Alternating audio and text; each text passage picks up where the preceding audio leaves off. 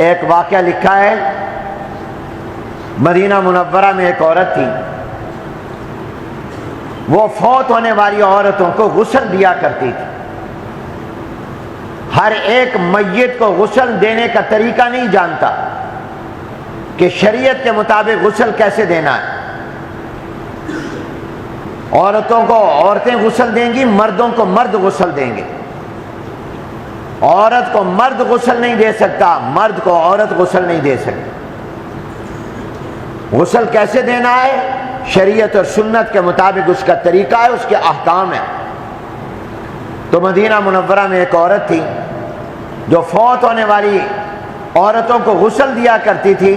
جب کسی گھر میں کوئی فوتگی ہوتی تو وہ اس عورت کو پیغام بھیج کر بلاتے اور کہتے ہماری عورت فوت ہو گئی، آپ مہربانی کریں اس کو غسل دے دیں۔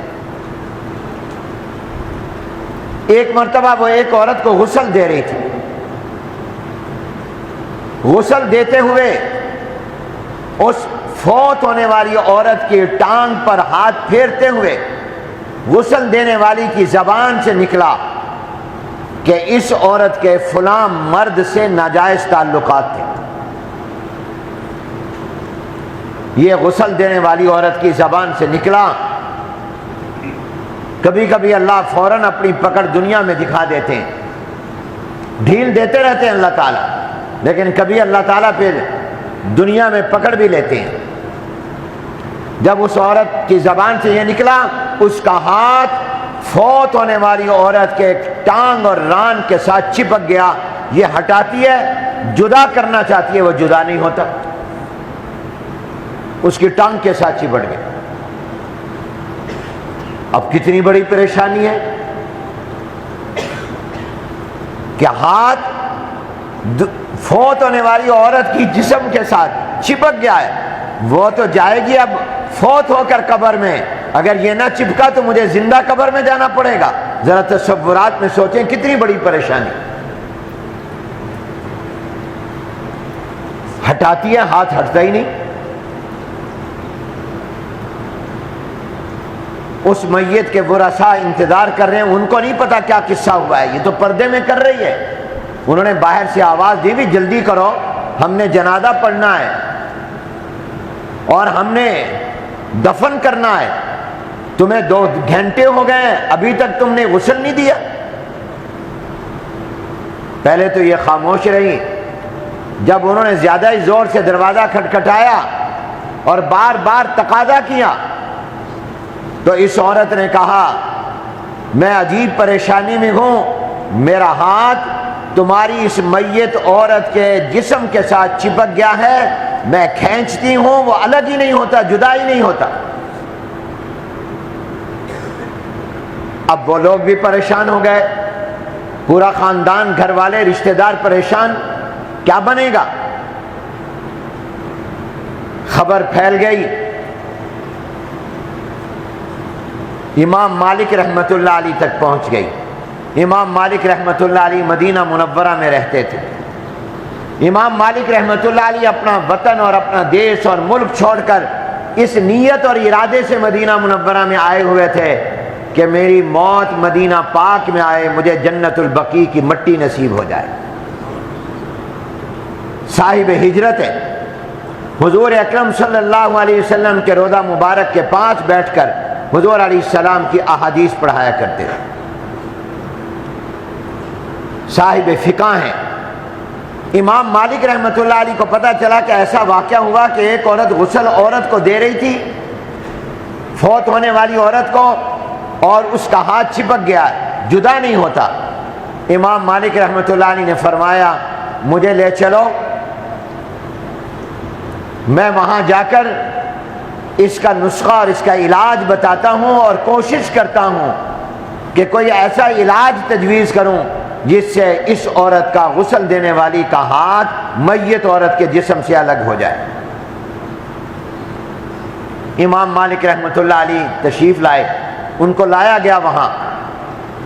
امام مالک رحمۃ اللہ علیہ نے پردے میں غسل دینے والی عورت سے پوچھا کیا تم نے اس عورت کو غسل دیتے وقت میں اپنی زبان سے کچھ کہا تھا؟